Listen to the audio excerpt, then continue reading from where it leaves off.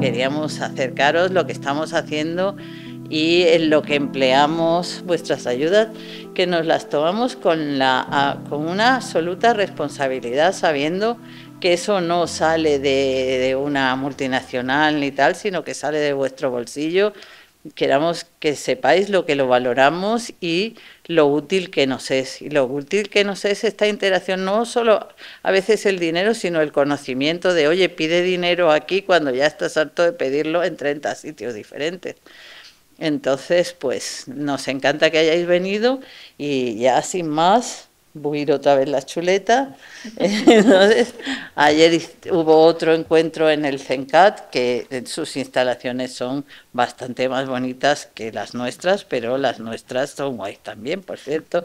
Os queremos agradecer que lo hayáis hecho en el Hospital Ramón y Cajal. Como hemos dicho, hay muchos hospitales en Madrid haciendo investigación en esclerosis múltiple, y agradecerle a Beatriz que haya pensado en nosotros. Y bueno, aunque no necesitan presentación, pues Beatriz Martínez de M España, que está totalmente involucrada en el proyecto M1 y con la cual hemos hecho una excelente relación.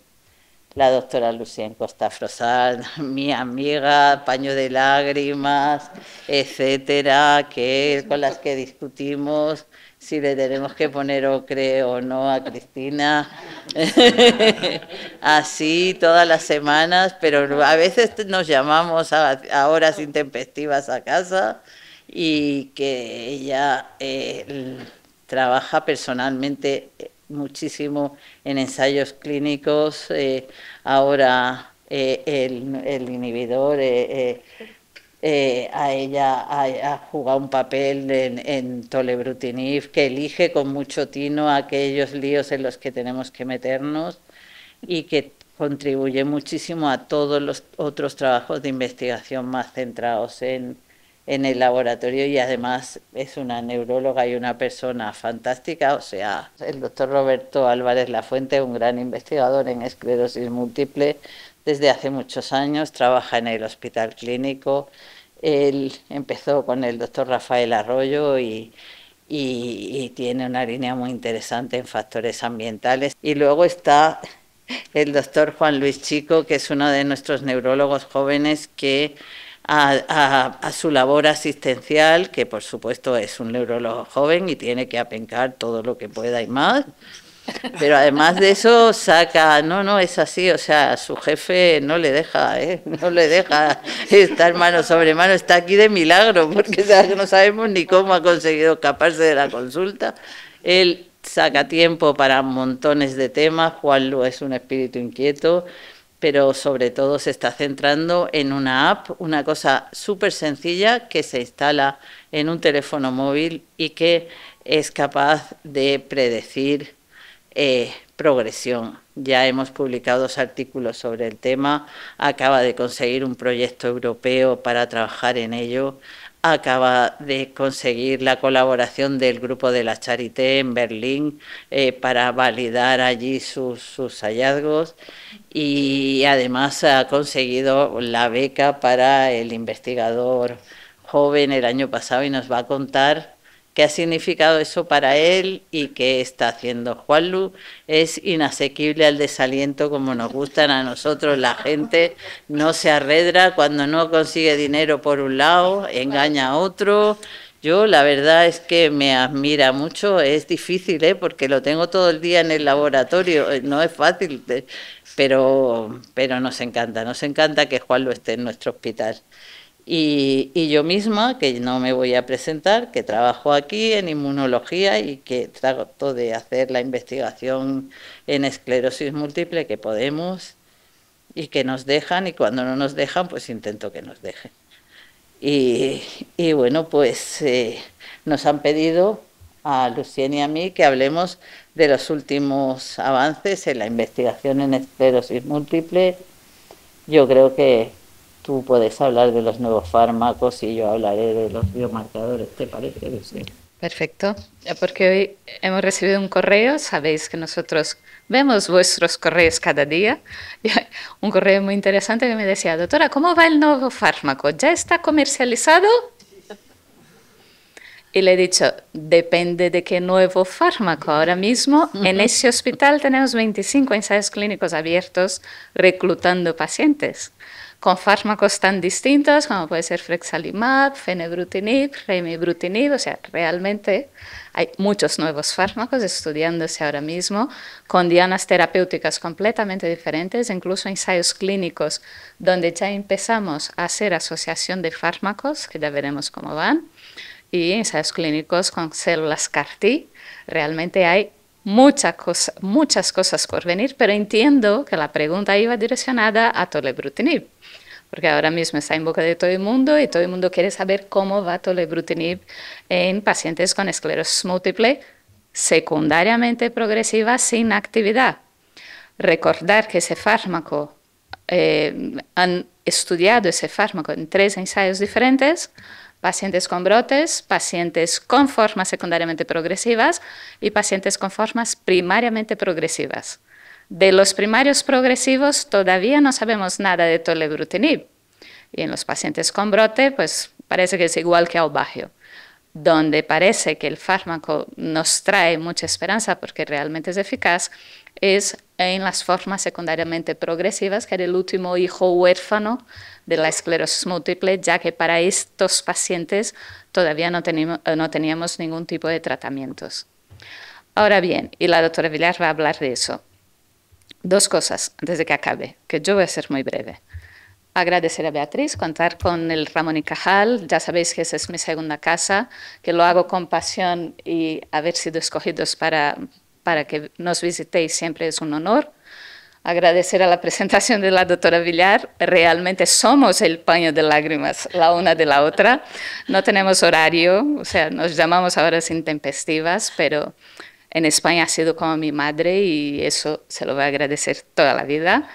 A los demás ponentes y a todos vosotros que estáis aquí, que vais a estar con nosotros ese ratito. Y contaros que lo más importante de todo eso que os acabo de contar, que hay ahora mismo en estudio para la esclerosis múltiple, es que son fármacos que están cambiando de forma drástica la historia natural de la enfermedad. Y que afortunadamente ahora podemos hacer un seguimiento de la respuesta a estos fármacos con una analítica de sangre. Y eso lo hacemos gracias a los nuevos biomarcadores, que luego vamos a tirar una de la otra, a decir si le ponemos Ocrea cristina o no, en función de neurofilamentos, en función de GFAP. Y esa parte yo se la dedico a la doctora Villar para que nos cuente un poquito en qué consisten los neurofilamentos y en qué consiste la GFAP.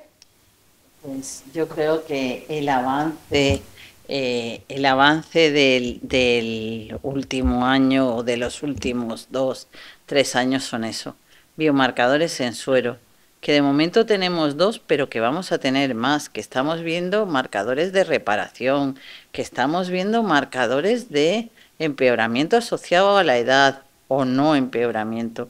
Estamos viendo un montón de cosas para encontrar nuevas dianas, para encontrar nuevas formas de controlar, y vamos a ver cómo esto lo cambian o no los fármacos. Estamos ya en ello, también en colaboración con otros grupos, por ejemplo, el del doctor Roberto Álvarez Lafuente. Los que ya tenemos, los neurofilamentos, han sido un antes y un después. Es como el sueño que uno hubiera querido tener.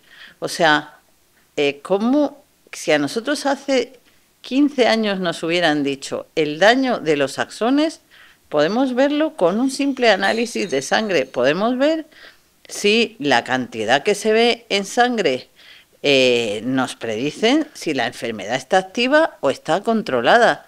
Hubiéramos dicho, pero bueno, esto es mentira, esto no se va a poder hacer.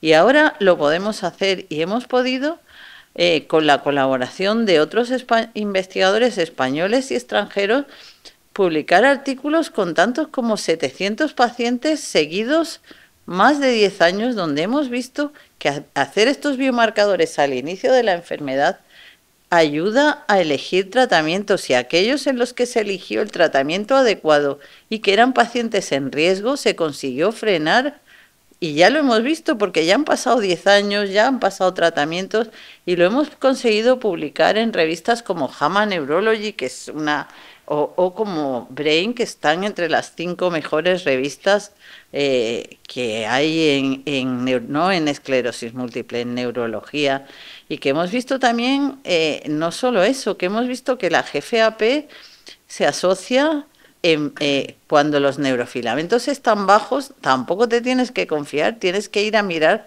la GFAP, porque si ella está alta, quiere decir que ahí está pasando otra cosa, otro tipo de progresión, y estamos viendo que tal vez haya fármacos de los que ya tenemos, que si eso se ve de entrada, pueden mejorar, y por supuesto, cuando pensamos en los nuevos fármacos, en inhibidores de la BTK, en lo que viene, esto ya va a haber que estudiarlo. Estamos en los comités internacionales de estos fármacos y lo decimos, esto hay que estudiarlo con los nuevos biomarcadores. Si tú no me demuestras que eso cambia los marcadores de progresión, a mí no me vendan motos, que ya no es, vamos a ponerlo y vamos a esperar 2 años, no, vamos a ponerlo y a los 3 meses quiero ver lo que está haciendo y a los 6 meses también. Y eso va a cambiarlo todo, porque vamos a saber qué cosas funcionan a corto plazo y vamos a poder predecir a quién hay que ponerle qué. Y eso es nuestra esperanza. Nuestra esperanza es poder frenar el curso natural de la enfermedad. Ya lo estamos consiguiendo y esas son las novedades que tenemos y esperamos conseguirlo mucho más y esperamos que en España pronto pueda estar en todos los hospitales o que todos los hospitales puedan derivar a aquellos que ya tienen los equipos de alta definición. Eso es lo que quería contaros y ya no hablo más de esta, sino los importantes son ellos y vamos a preguntar al doctor Álvarez Lafuente que nos haga un resumen de su proyecto, el proyecto que vosotros le habéis concedido y que nos diga pues de qué va, Roberto, de qué va tu proyecto. Bueno, lo primero de todo es agradeceros pues a la Asociación Esclerosis Múltiple España y a todos vosotros la confianza que nos habéis dado para desarrollar este proyecto en nuestra línea de investigación. Y os voy a contar un poquito en qué consiste este proyecto y sobre todo por qué hemos llegado a presentar el proyecto que hemos solicitado y que nos habéis concedido financiación para poder llevarlo a cabo. En la esclerosis múltiple, en estudios en los últimos años se ha observado que en los pacientes con esclerosis múltiple había una disbiosis, es decir, una alteración en las poblaciones bacterianas que están en nuestro tracto intestinal, es decir, las poblaciones bacterianas que conviven con nosotros ahí en el intestino. Y estas poblaciones bacterianas además son capaces de producir una serie de sustancias que se denominan metabolitos, que son capaces de pasar al torrente circulatorio y desde la sangre interaccionar con las células que tenemos en nuestro sistema inmunológico. Entre estos metabolitos se encuentran los ácidos grasos de cadena corta, como el propionato, el acetato, el butirato, que constituyen aproximadamente el 95% de estos ácidos grasos de cadena corta. Entonces, en estudios que hemos ido realizando y que han publicado también otros grupos, se ha visto que estos ácidos grasos de cadena corta, dependiendo de cuáles sean, por ejemplo, el acetato parece que tiene un perfil más proinflamatorio, el butirato y el propionato tienen un perfil más antiinflamatorio, de manera que estudiar la proporción entre estos ácidos grasos de cadena corta nos puede dar una idea también del estado inflamatorio de los pacientes. En nuestro grupo llevamos también trabajando en colaboración con la doctora Villar, unos cuantos años con todo esto de los ácidos grasos de cadena corta. Lo que pasa es que todos los estudios hasta ahora los habíamos realizado en pacientes con esclerosis múltiple recurrente remitente. Y hemos visto que efectivamente los pacientes de esclerosis múltiple tienen unos niveles más bajos normalmente de propionato y tienen una proporción de propionato mucho más baja en relación al acetato, más proinflamatorio, en los pacientes con esclerosis múltiple que en los sujetos control. Pero es que además cuando analizamos o miramos en relación con la progresión de la enfermedad o miramos también en relación con la carga lesional, Lo que vemos también es que estos pacientes que tienen una mayor carga lesional o que tienen pues un EDSS más elevado, tienen efectivamente niveles más bajos de estos ácidos grasos de cadena corta, que serían más antiinflamatorios, y que la proporción entre propionato, acetato, butirato, acetato, efectivamente está más desequilibrada, existe un mayor desequilibrio del que se puede ver en los sujetos control. Entonces, hasta el momento, los ácidos grasos de cadena corta nunca se han estudiado en pacientes con esclerosis múltiple primaria progresiva, y teniendo en cuenta que principalmente los resultados que nosotros hemos encontrado es en relación con la progresión de la enfermedad, en relación con la carga lesional, pues la verdad que pensamos que era realmente interesante abordar, bueno, pues en esta población, bueno, pues el análisis de los ácidos grasos de cadena corta y ver si realmente, bueno, pues pueden servirnos como unos posibles marcadores también, o incluso, bueno, pues valorar su posible utilidad futura como estudios de suplementación, etcétera. Bueno, pues para ver su posible relación con la progresión en la esclerosis múltiple primaria progresiva. Pues muchas gracias por esta introducción. Entonces, te quería hacer una pregunta. ¿Tú crees que estos ácidos grasos de cadena corta directamente tienen de alguna manera una implicación con la progresión de la enfermedad? Pues a ver, como acabo de comentar, realmente todos los resultados que nosotros hemos encontrado en asociaciones, precisamente pues eso, con una mayor progresión de la enfermedad, con una mayor carga lesional. Estos ácidos grasos de cadena corta, una vez que están en el torrente circulatorio, son capaces de interaccionar con todas las células del sistema inmune. Como hemos dicho, encontramos una diferencia entre eso, pues el acetato, que tiene un perfil más proinflamatorio, el butirato y el propionato, que tienen un perfil más antiinflamatorio, y ese desequilibrio, sin duda alguna, puede estar jugando un papel bueno, pues en todos los procesos relacionados con la neurodegeneración. En relación a este proyecto, bueno, pues tenemos ya una pequeña cohorte, un pequeño grupo de pacientes con esclerosis múltiple primaria progresiva que ya hemos analizado, y de hecho hemos enviado los resultados pues, recientemente al Congreso Internacional de Esclerosis Múltiple, que se abrió el envío de comunicaciones pues hace muy poquito tiempo. Y en él, bueno, pues hemos mandado ya los primeros resultados que hemos encontrado, y lo que hemos visto es que efectivamente los pacientes con esclerosis múltiple primaria progresiva tienen una menor proporción de propionato y butirato respecto a acetato, no ya solo que los controles, que los sujetos control, sino que incluso significativamente menores que los pacientes con esclerosis múltiple recurrente remitente. Cuando hemos analizado la posible correlación que pueden tener estos ácidos grasos de cadena corta con los dos biomarcadores que ha mencionado la doctora Villar, y que ahora mismo, bueno, pues constituyen desde luego un avance importantísimo en la esclerosis múltiple, hemos visto que no hemos encontrado ninguna relación con los neurofilamentos de cadena ligera, pero sí hemos encontrado una correlación inversa con el GFAP, es decir, en los pacientes con esclerosis múltiple primaria progresiva lo que vemos es que cuanto menor propionato tienen en relación al acetato, tienen unos niveles de GFAP más elevados, es decir, que sí nos parece que nos está apoyando un poco todo lo que hemos mencionado antes, que hemos encontrado en relación con la progresión, con la carga lesional, de que realmente estos ácidos grasos de cadena corta pueden estar implicados en los mecanismos asociados a los procesos. Eso es lo que te quería preguntar, no solo la progresión asociada a los brotes, a las lesiones en resonancia, sino esta progresión no claramente asociada a la inflamación. ¿Tú crees que los niveles de ácidos grasos podrían ser otro biomarcador para contribuir a predecir la progresión?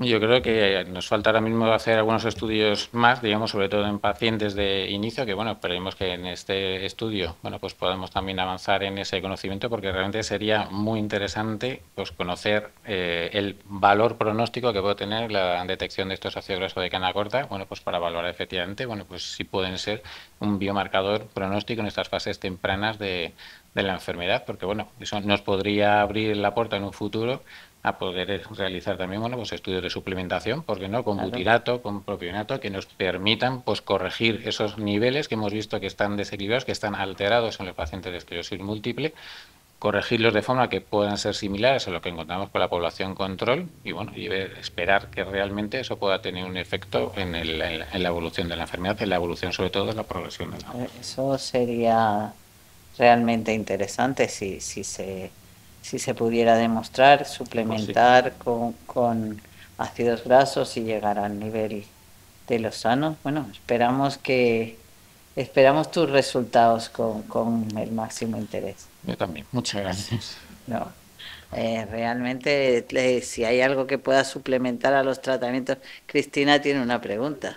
¿El tener esclerosis provoca esa alteración de los ácidos grasos o venimos de serie con la alteración de CAM? Para poder responder bien a esa pregunta, o sea, lo que tenemos que hacer es estudiar pacientes realmente al inicio de la enfermedad para ver realmente cuáles son esos niveles de ácidos grasos al inicio de la enfermedad y, bueno, pues estudiar si eso nos puede servir de biomarcador o no, digamos, a lo largo de la evolución de la enfermedad y conocer exactamente cuáles son esos niveles. Nosotros tenemos algún dato ya, y ya te digo, es distinto entre esclerosis múltiple de repente remitente y primaria progresiva desde el inicio, y sí parece que son más bajos en pacientes con primaria progresiva, incluso desde el inicio.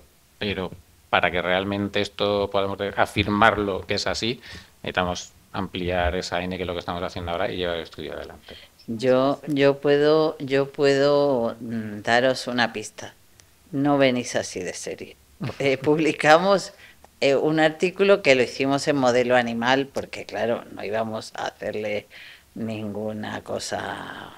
Entonces hicimos el modelo, desarrollamos el modelo animal de esclerosis múltiple y primero estudiamos en ratoncitos sanos y ratoncitos que ya tenían la enfermedad si la microbiota era la misma, y no, era muy distinta.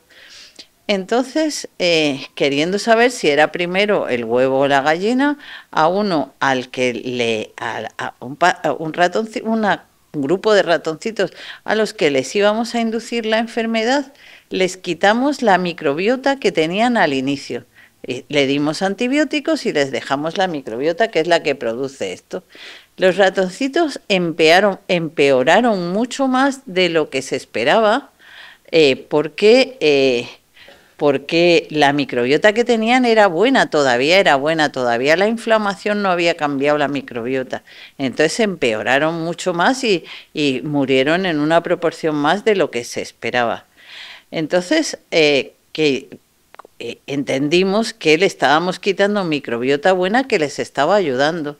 Y entonces esperamos un tiempo, y a los ratoncitos que ya tenían bien establecida la enfermedad y que la microbiota era diferente de la de los sanos, les tratamos a esos con antibióticos. Era una segunda parte del estudio. Y esos mejoraron, porque ya tenían la microbiota mala que la inflamación les había creado. O sea, modificar la microbiota es bueno, pero lo importante es modificar la inflamación, porque la inflamación crea todo el rato microbiota mala. Es la que sabe vivir con la inflamación, la que le gusta vivir ahí, y ella produce los ácidos grasos que producen inflamación, porque le gusta a ella vivir en la inflamación.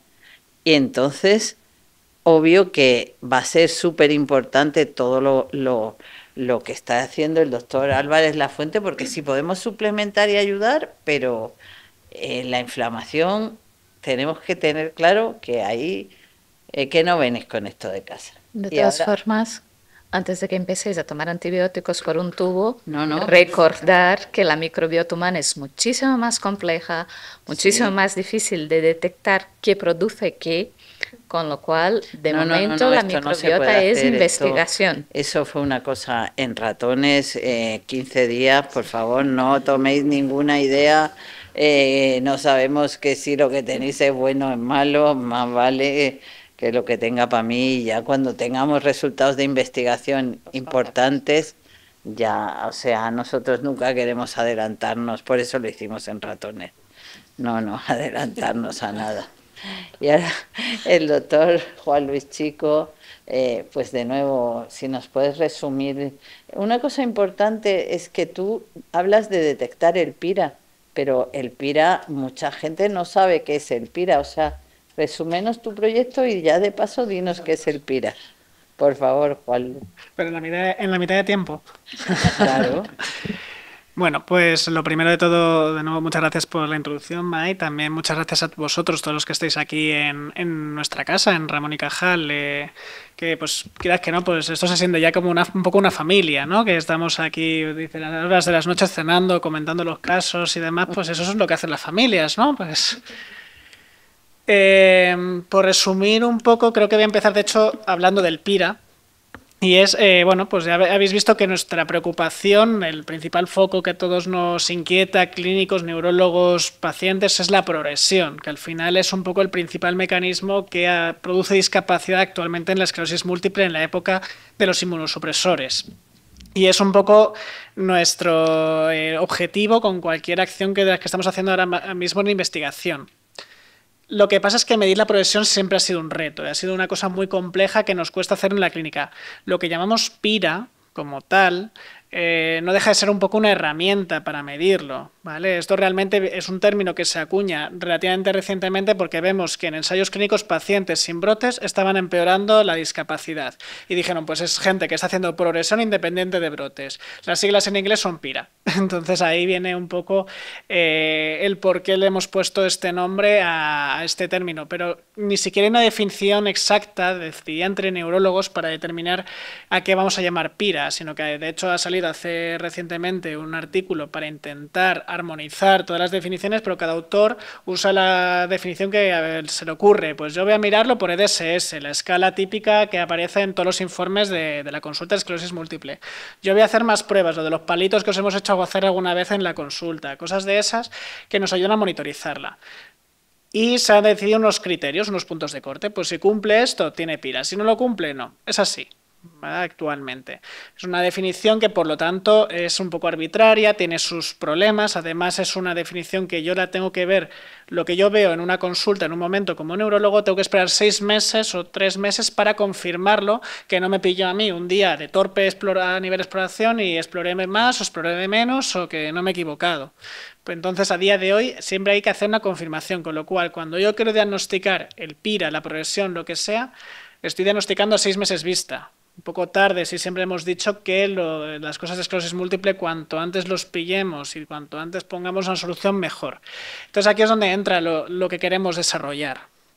Hemos estado trabajando en buscar formas alternativas de poder medir esto, de medir la progresión de una forma pues, más natural, que tenga más sentido desde el punto de vista clínico y terapéutico. Y esto lo que hemos pensado es aprovechar los wearables, todo el mundo que está de moda, lo de los pasos por día con el Fitbit, todas estas cosas. Pero el wearable que tiene todo el mundo es el móvil. Todos tenéis, de hecho tenéis ahora mismo en las manos varios de vosotros. Y es que al final es lo que estamos utilizando en el día a día y todos mandamos WhatsApp, todos, incluso nosotros nos mandamos WhatsApp, pero oye, el caso ¿qué te parece al final? Y es una forma de comunicación que todos usamos. ¿Y si podemos a través de eso monitorizar la esclerosis múltiple? ¿Y si somos capaces de, a través de lo rápido que estoy escribiendo, saber cómo está el paciente en un momento dado y seguir eso, hacer un seguimiento longitudinal? Y a eso le añado además, pues esto que está de moda, la inteligencia artificial. Pues ya sea inteligencia artificial, ya sea un modelo predictivo más sencillo, si meto un modelo predictivo que me sea capaz de buscar patrones que a lo mejor al ojo humano son más difíciles de pillar, porque al final esto es inevitable que hagamos muchísimas fluctuaciones, le añado ese factor, puedo a lo mejor adelantarme a la progresión en vez de estar un poco a la cola y siempre detrás. Entonces, de cara al proyecto que presentamos al programa este de grupos emergentes, era pues porque estamos intentando darle casuística, datos a ese algoritmo predictivo. Y encontramos con que la prevalencia de esclerosis múltiple primariamente progresiva es más baja, que la remitente recidivante estaba viéndose afectado, por lo tanto, el reclutamiento de estos pacientes. Y decidimos hacer un foco en este subgrupo, porque al final, si queremos estudiar progresión, justo es la población más interesante, por así decirlo, para obtener esta información que tan importante puede ser para poder detectar en el futuro esta progresión. Entonces, hicimos este foco también para poder validar los algoritmos que estamos generando, para ver cuáles son más interesantes, pero también para seguir alimentándolos y para poder seguir mejorándolos y optimizándolos. Todo esto con vuestra ayuda, por supuesto, que es, por supuesto, inestimable, la verdad, en este punto. Entonces ya has dicho, y es verdad, llegamos tarde a detectar la progresión. ¿Tú crees que con esta app nos vamos a adelantar? vamos a poder poner medios para arreglar cosas antes de que la progresión avance, que sabemos que es algo que luego arreglar es siempre peor que prevenir. Pues, ¿qué voy a decir yo? Sí.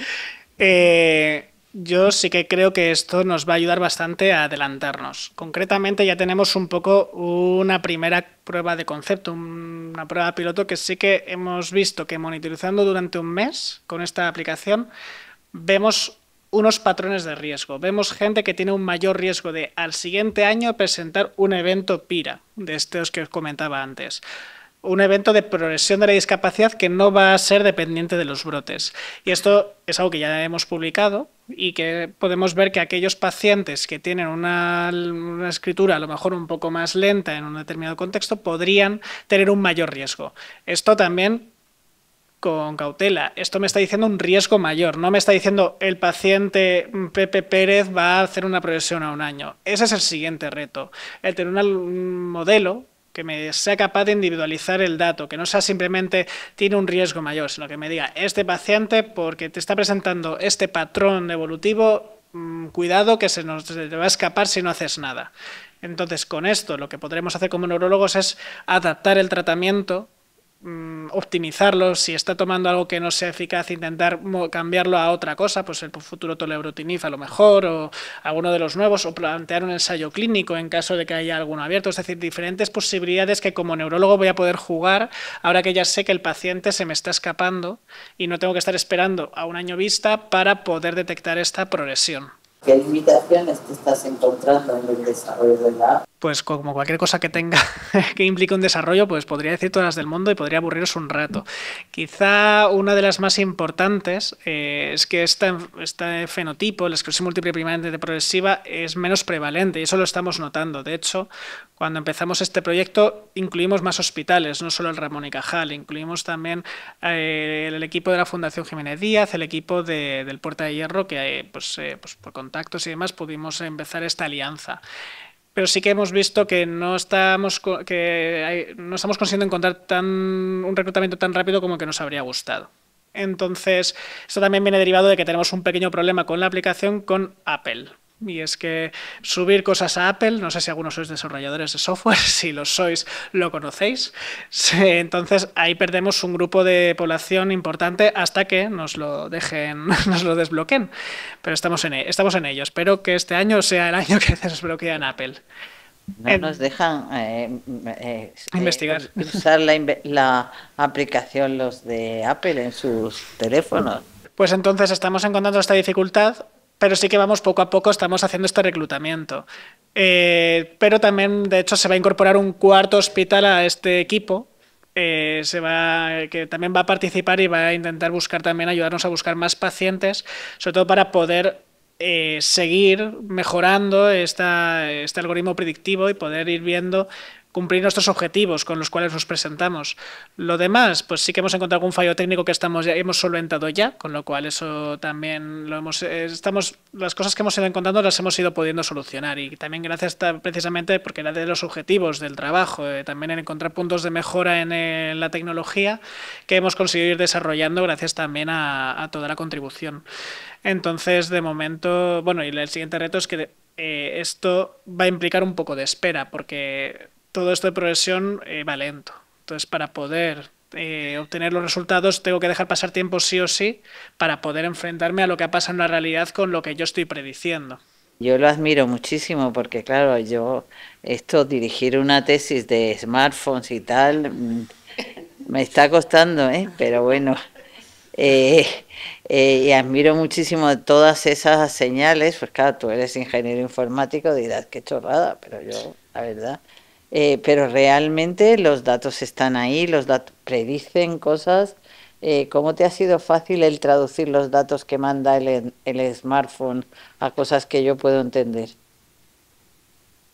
Pues el Juanlu de hace 2 años se estaría tirando de los pelos. He tenido que aprender no voy a decir programación, pero sí usar programas estadísticos un poco más avanzados como RStudio o cosas de este tipo. He tenido que aprender a hacer una serie de algoritmos para poder aplicar sobre los datos brutos, para poder transformarlo en alguna variable un poco más legible para un neurólogo, como algo pues más tipo teclas por segundo, algo así, porque al final el dato bruto es una cosa inmensa. No había visto tanta cantidad de datos nunca. Ahora, lo siguiente que viene es el reto de incorporar los modelos predictivos. Ahí también es una nueva barrera en la que me vuelvo a tirar de los pelos. Entonces, esto está siendo un aprendizaje tras otro. Luego también todo lo que implica el desarrollo de un dispositivo médico, cualquier cosa tipo un software de este tipo, que es software medical device. Todo esto también trae consigo una cantidad de regulatoria y de burocracia que nunca había llegado a pensar que fuera posible. Es decir, estamos aprendiendo todo un mundo diferente al que aprendimos en su día en la carrera, mientras que compaginamos con la actividad existencial diaria, que al final lo más fundamental no es la investigación o sacar un producto al mercado, lo que sea, sino que este producto sea útil, pero sobre todo el poder aplicarlo en el día a día al paciente, que eso es para lo que tiene sentido. No es para mí, es para que esto pueda ser una ayuda, pues para que podamos mejorar los procesos. Incluso si es algo que permite que podamos tener menos visitas en algún momento puntual concreto, pues que no tengamos que estar desplazándonos tanto y gastar gasolina y contaminando demás, que ya tenemos suficiente contaminación en Madrid, es una pequeña ventaja siempre y cuando el paciente siga estando monitorizado y controlado correctamente, que es un poco pues uno de los potenciales beneficios que podría surgir de todo esto. Que también pueda haber una comunicación más fluida de alguna manera y que la consulta no tengamos que estar dedicando 10 minutos a una exploración profunda, sino a realmente hablar de pues, otros síntomas que realmente a mí me están complicando más la vida que me estés dando martillazos en las piernas, que en el fondo pues a los neurólogos nos encanta, pero hay cosas que son más importantes. Y gracias por traer toda esta investigación nueva a la comunidad de esclerosis múltiple en Madrid, que es un campo en el que no soñábamos meternos y ya estamos metidos en un lío nuevo que estamos viendo que va a funcionar. Y bueno, pues no podemos, antes de daros paso a las preguntas que nos queráis hacer, pues hablar con Beatriz Martínez. Beatriz, gracias a EM España ya habéis recaudado en 11 años con el proyecto M1 1,8 millones de euros, que se dice pronto. O sea, ¿a ti qué te sugiere esto?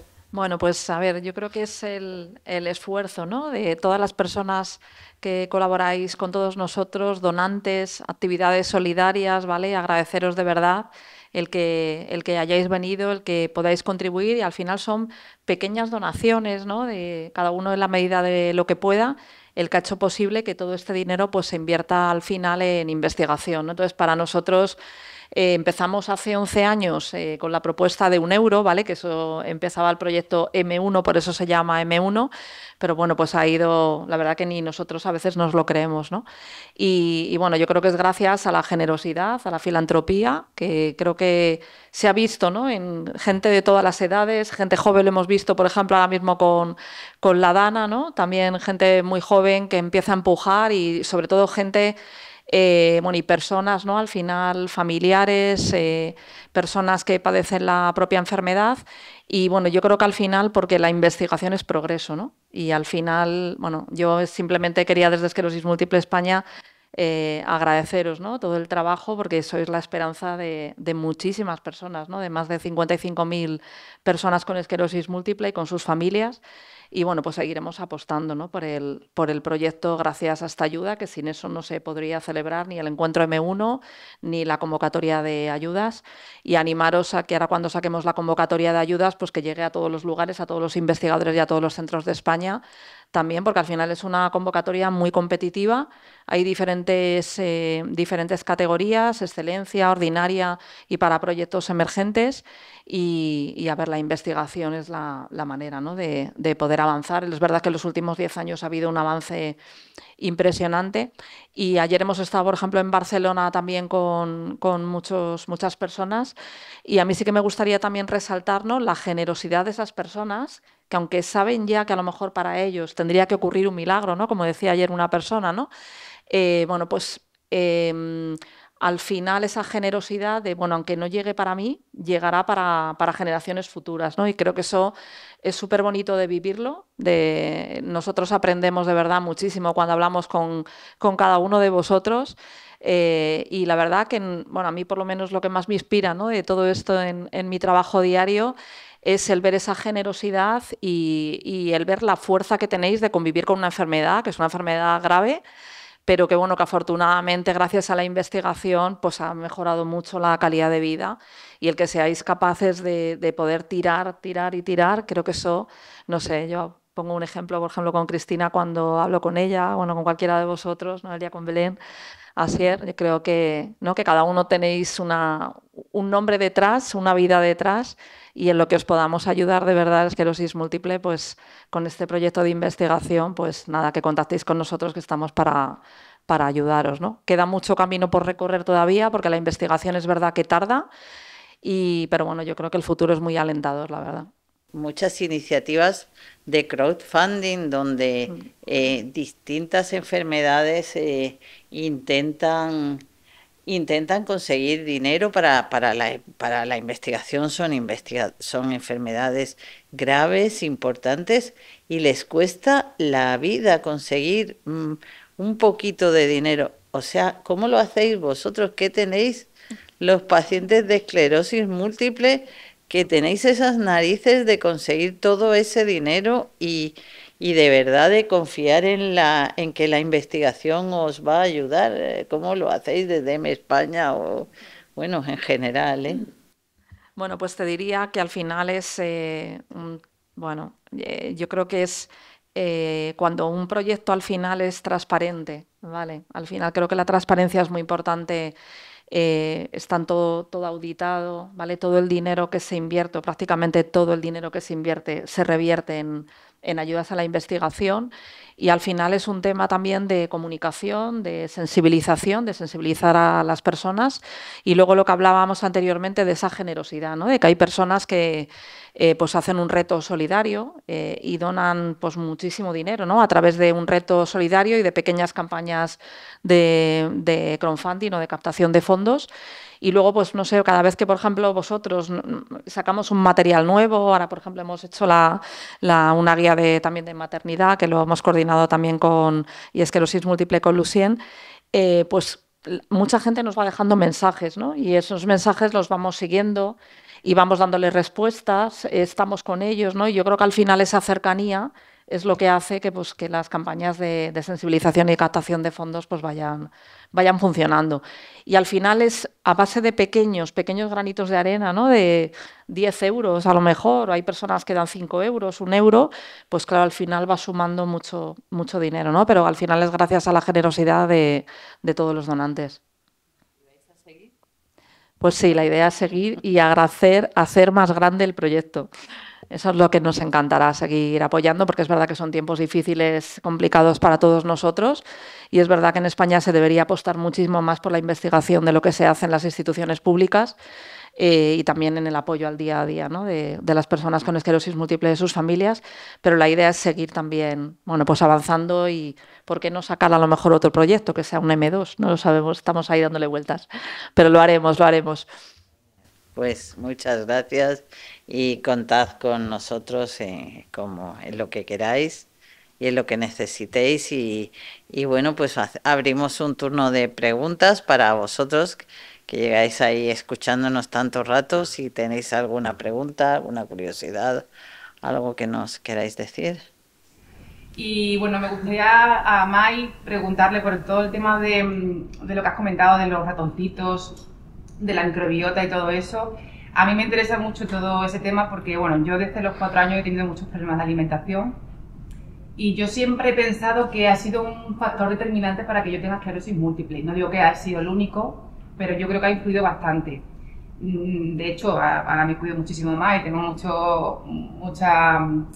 he leído muchísimo, me he informado mucho con nutricionistas y demás, y me sorprende que desde cuando te identifica la enfermedad no se comente todo ese tema, no te ayuden o te deriven a un nutricionista o algo para que te ayuden a alimentarte mejor, a saber qué alimentos te pueden perjudicar, cuáles te pueden beneficiar y a cambiar tus hábitos, porque yo creo que la microbiota es muy importante para la enfermedad y que una buena alimentación yo creo que puede ayudar mucho a que mejoremos. Mira, te voy a contar una anécdota que me ha pasado hace poco. Pero no hacemos según qué cosas porque no sabemos cuál es la dieta ideal, nadie la sabe, porque no queremos hacer cobayismo, no queremos decir si te tomas medio filete al trimestre es mejor que si te tomas uno entero, o que si te tomas la lubina es peor o mejor que si te tomas. Se recomienda hacer, o sea, todos nosotros sabemos, la sigamos o no, que es una alimentación sana y todos sabemos que si te comes un pastel al mes no vas a eso, pero que si te comes 7 pasteles todos los días, muy bueno del todo, no es. O sea, es como fumar, todos sabemos todos que fumar no es bueno. Otra cosa es que nos contemos historias a nosotros mismos, pero ser no es. Entonces, hace poco me pidieron una colaboración. Como tenemos el equipo de neurofilamentos, colaboramos con mucha gente que no tiene acceso a esto. Me parece que si podemos apoyar a compañeros a que saquen adelante. Y estos eran unos compañeros que habían hecho con un nutricionista una dieta que se llamaba la dieta Mind, dieta mente. Entonces el nutricionista había hecho una dieta sanísima, que bajaba el colesterol, bajaba todas las cosas malas. Efectivamente, los pacientes lo hicieron aquella dieta, porque además era una dieta saludable. Entonces, cuando estuvieron un tiempo haciendo aquello, que ellos dieron su consentimiento informado, no había que comer cosas raras, no había que tal, les hicieron al cabo de 6 meses los neurofilamentos. O sea, les hicieron todos los marcadores cardiosaludables y estaban que a eso, ninguno de esos iba a morir de un infarto, ya te lo digo.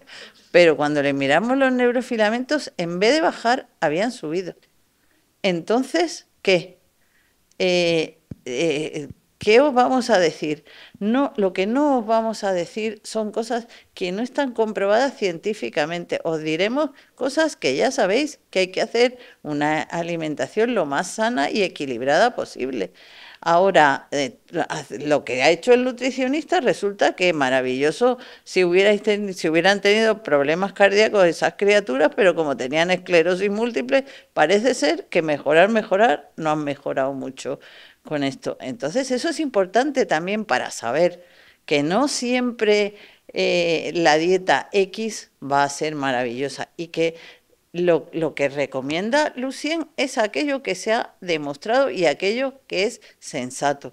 O sea, hay que cuidarse, si lo sabemos, otra cosa es que lo queramos hacer. O sea, y por eso yo creo que estudios como el de Roberto Álvarez Lafuente, que nos va a decir efectivamente si los ácidos grasos nos predicen progresión, como parece que pueden, si nosotros podemos predecirlo, si podemos hacer algo que cambie eso, pero ya con biomarcadores, con cosas. Posiblemente lo que tengamos que hacer es medidas, ahora que tenemos biomarcadores, ese tipo de iniciativa, hacer lo que hicieron este grupo de investigadores, validarlos con los biomarcadores.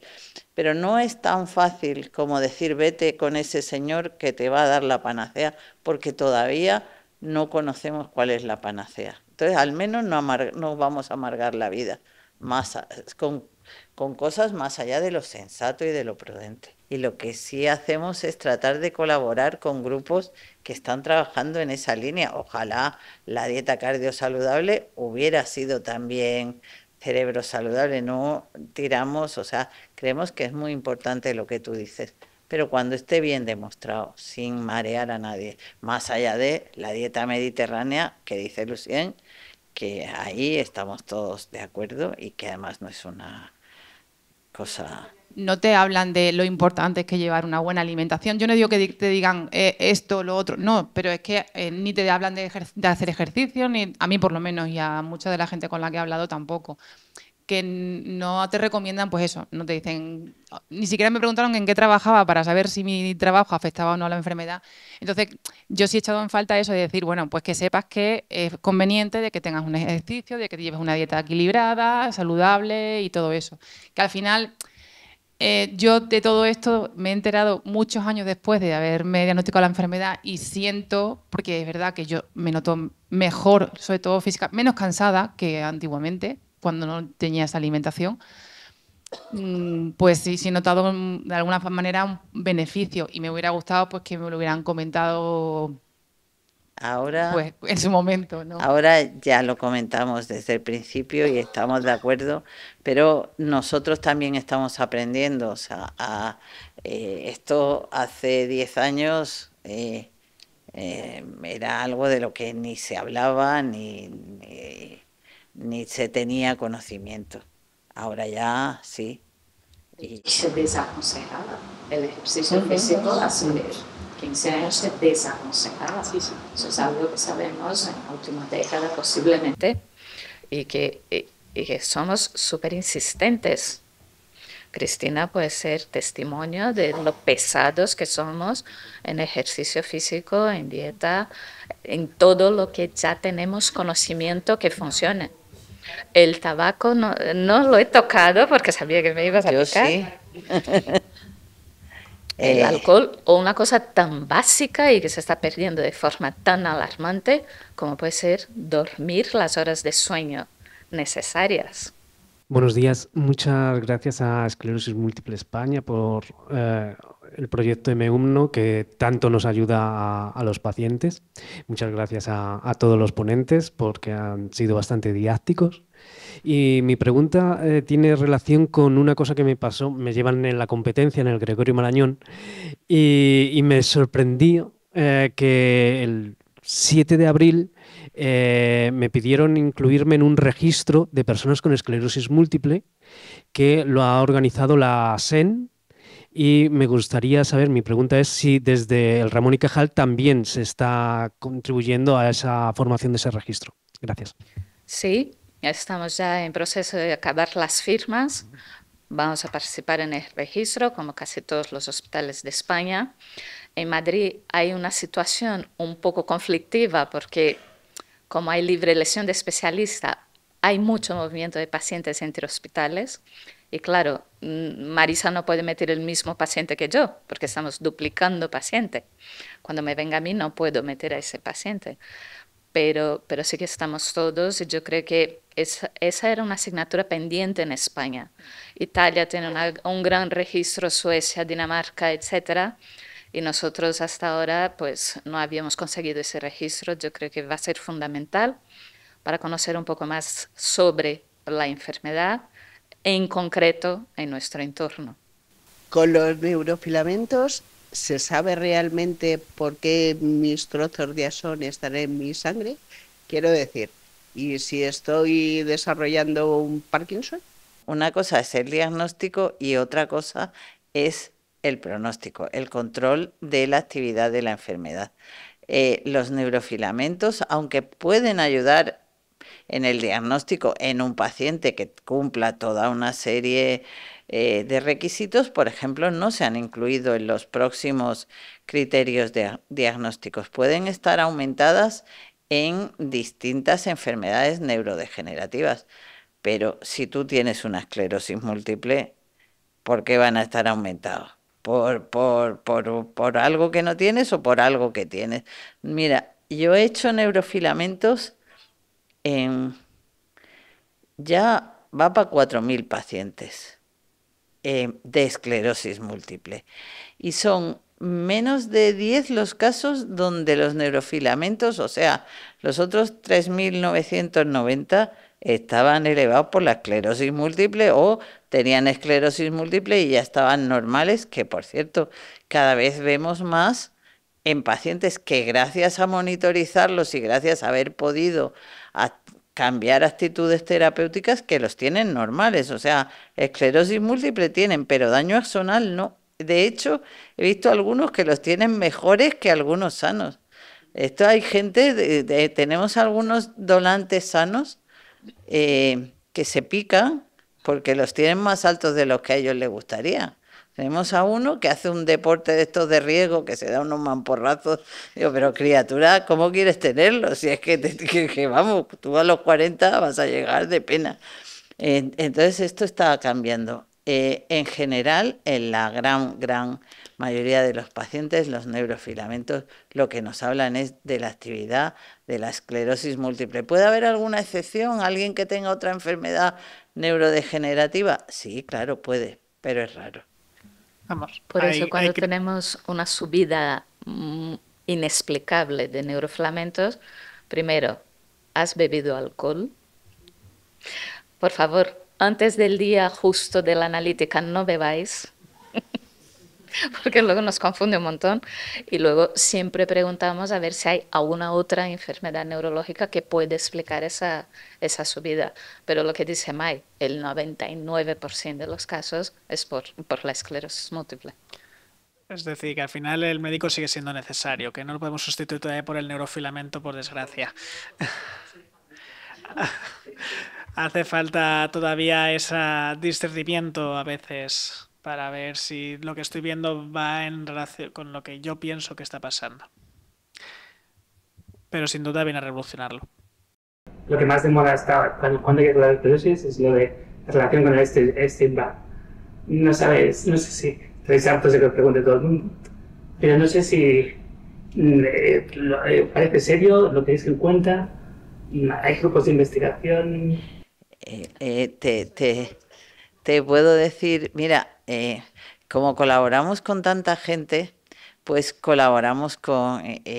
hace poco ha habido un ensayo que solo se ha hecho en Estados Unidos, donde lo que se hacía era eliminar para ver si esto es algo que viene, que uno tiene la infección y luego tiene como unos anticuerpos, que tiene alguna proteína dentro del sistema nervioso central que se parece al virus de Epstein-Barr y eso hace que la enfermedad se dé, que es la teoría que más hay, o si no, es que tenemos ahí una infección de verdad que nos está produciendo esta enfermedad. Y se les ocurrió proponerme que yo participara en el grupo de biomarcadores y he tenido la súper suerte de en ese ensayo.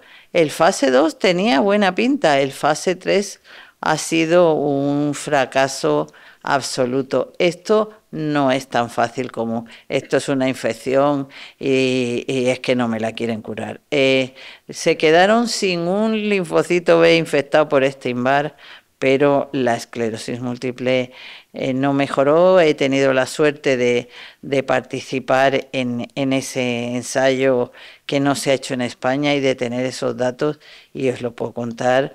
Esto seguramente será algo que se parezca a alguna proteína del Epstein-Barr que está en el sistema nervioso central. Ya se han visto algunas proteínas, una que se llama GlialCAM, que se parece al EMNA1, de esto también es súper experto el doctor Álvarez Lafuente, y que podrían iniciar aquí la inflamación, pero no se nos puede ir de la cabeza que un 98%, un 95% de los individuos sanos tienen anticuerpos frente a Epstein-Barr. Esto es algo que sí, pero hacen falta más cosas. No es tan fácil como tengo el anticuerpo y allá que ya voy a tener una... Yo, después de que vi ese estudio, que fue muy serio, que participó el Ministerio de Sanidad, el NIH se llama, en Estados Unidos, que para mí, pues para responder esa pregunta, y si mato al Epstein-Barr,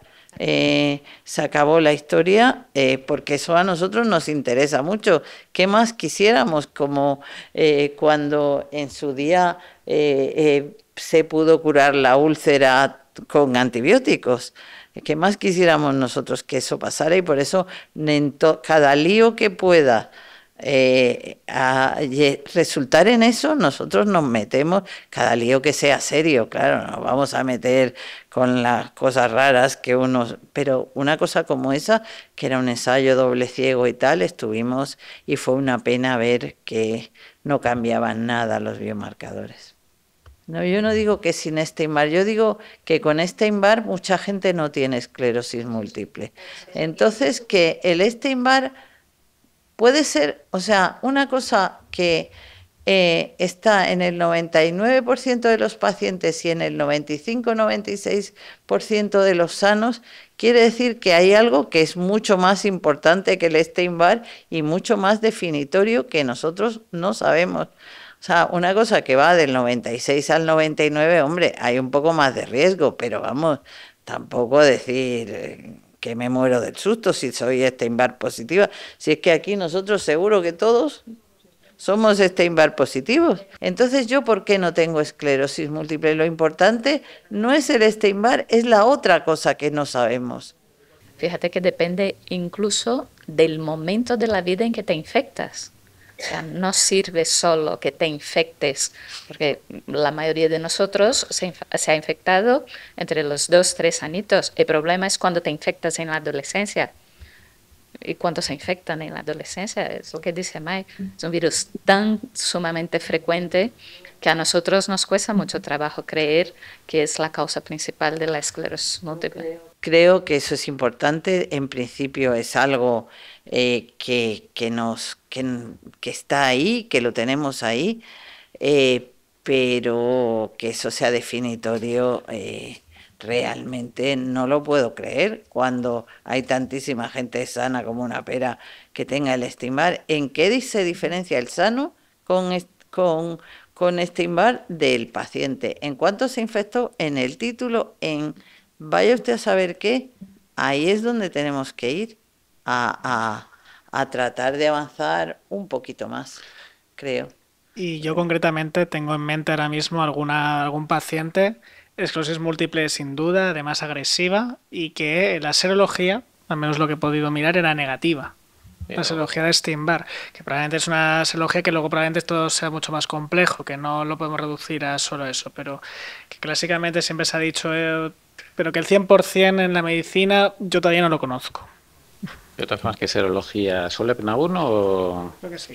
Claro, es que si tú miras la prevalencia de EPNA1 y de VCA, la de EPNA1 suele ser inferior a la de VCA. Entonces, si solo tienes, por eso nos ha pasado con algunos pacientes, por ejemplo, en la red de esclerosis múltiple, bueno, ahora en la REI, la red de enfermedades inflamatorias, alguna vez nos han mandado algún paciente y decía, tengo un paciente de esclerosis múltiple que es negativo a Epstein-Barr. Y yo decía, bueno, mándame yo, pero acá habéis mirado. Entonces tenía normalmente la serología de EPNA1 y le decía, pues mándame la muestra y la analizamos. Al final todos eran negativos efectivamente a EPNA1, pero eran positivos a VCA. Un poquito, en nosotros es que yo llevo trabajando en factores ambientales y en virus de la esclerosis múltiple pues desde el año 96, por lo cual le tengo un especial cariño a los virus de la esclerosis múltiple. Y bueno, tenemos una experiencia y, a ver, yo estoy totalmente de acuerdo al 100% con lo que han dicho tanto la doctora Villar como la doctora Acosta, y es cierto que, a ver, pues parece que sí, un poco lo que decía Carmen Valls, bueno, pues sí parece desde luego que prácticamente el 99,99 y por no decir muchos nueves, por no decir el 100% de los pacientes, sí que han sido infectados en algún momento o previamente a la infección, al comienzo de la esclerosis múltiple por el virus de Epstein-Barr. Como decía Lucien, desde luego es muy importante, efectivamente, el momento en el que se produce esa infección. Pero en relación, por ejemplo, al ensayo que comentaba Mai, también tengo que decir que los linfocitos B no es el único sitio de latencia del Epstein-Barr. El Epstein-Barr también es capaz de establecer latencia en el sistema nervioso central a nivel de oligodendrocito y a nivel de neurona. En este ensayo es cierto que, claro, lo que han logrado eliminar es a los linfocitos B que están infectados por Epstein-Barr, pero no sabemos nada realmente del efecto que pueden haber estado teniendo a nivel del Epstein-Barr que está en el sistema nervioso central. Nosotros estamos haciendo en la actualidad un estudio para tratar precisamente de comprender bien cuál puede ser el posible papel que tenga el virus de Epstein-Barr esclerosis múltiple. Lo estamos haciendo en pacientes que están siendo tratados con tratamientos con anti-CD20, que al final lo que está haciendo es eliminar, bueno, pues esos linfocitos B, que precisamente es donde está estableciendo la latencia del Epstein-Barr. De hecho, muchas veces ha comentado, bueno, que posible efecto que podría estar teniendo beneficioso los tratamientos anti-CD20 en los pacientes con esclerosis múltiple pudiera ser debido a ese efecto, entre comillas, siempre antiviral, digamos, que está ocasionando al eliminar ese sitio de latencia del virus del Epstein-Barr. Nosotros tenemos datos de serología, hemos mirado por PCR, cargas virales y todo, pero claro, tú lo que ves en los pacientes a lo largo del seguimiento con anti-CD20 es que no se termina de quitar el Epstein-Barr, sigue estando ahí. Es cierto que bajan los niveles, pero nosotros, en una colaboración que estamos haciendo con un grupo también de La Paz, de aquí del Hospital de La Paz en Madrid, que miran pues en exosomas, que son bueno, pues como unas vesículas que se producen bueno, por distintos tipos de células de nuestro organismo, son capaces de producir unas pequeñas vesículas que es con las que se comunican y se producen una comunicación entre distintas células. Bueno, este grupo es capaz de rastrear un poco el origen, digamos, de estas vesículas y estudiar, bueno, pues por ejemplo, las que provienen a nivel de oligodendrocitos, las que provienen a nivel de neurona.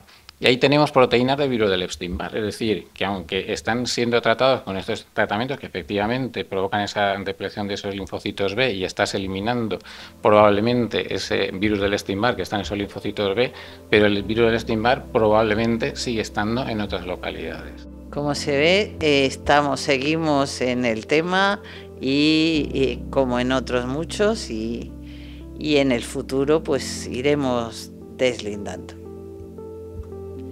Y muchas gracias a todos.